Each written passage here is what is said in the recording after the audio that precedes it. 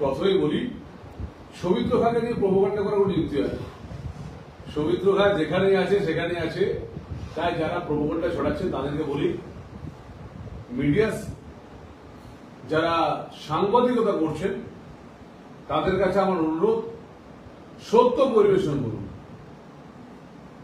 এটা শুনতে লজ্জা লাগে যে মিডিয়ার কিছু কিছু চ্যানেল যারা নিজস্ব টিআরপি বাড়ার জন্য এই যে সৌমিত্র খাঁকে নিয়ে করছেন, এটা খুব খারাপ। এবং আমি ভীষণভাবে মিডিয়া বন্ধুদেরকে সম্মান করি। যাদের কোথায় করছেন বা যার কোথায় বলছেন সৌমিত্র খাঁ তৃণমূল কংগ্রেসে চলে যাবে, আমি তাদেরকে বলি, সৌমিত্র খাঁ লড়তে জানে। সৌমিত্র খাঁ ভারতীয় জনতা পার্টিতে আছে।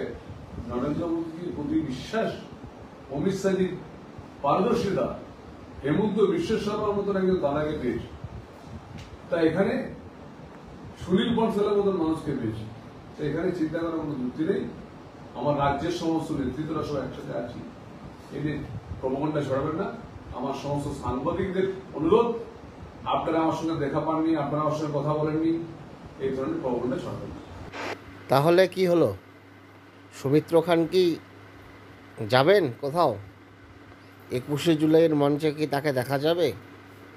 এ নিয়ে যে বিতর্ক সংবাদ মাধ্যমে উঠে এসেছিল, তার প্রত্যুত্তর দিলেন সৌমিত্র খান।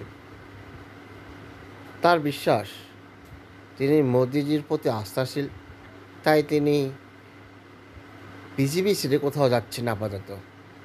এখন দেখা যাক, রাজনীতি যেহেতু কোনো ধরনের গণিত মানে না, কোনো ধরনের যুক্তি মানে না, তাই ভবিষ্যৎ কী বলবে সেটা ভবিষ্যতে জানে। কিন্তু সৌমিত্র খান যে 21শে জুলাই যাচ্ছেন না, এবং সংবাদ মাধ্যমে এ নিয়ে যে একটা জল ঘোলা তৈরি হয়েছিল, সৌমিত্র খানকে 21শে জুলাইয়ে মঞ্চে দেখা যেতে পারে নাকি, সেই বিতর্কের অবসান করলেন সৌমিত্র খান নিজেই।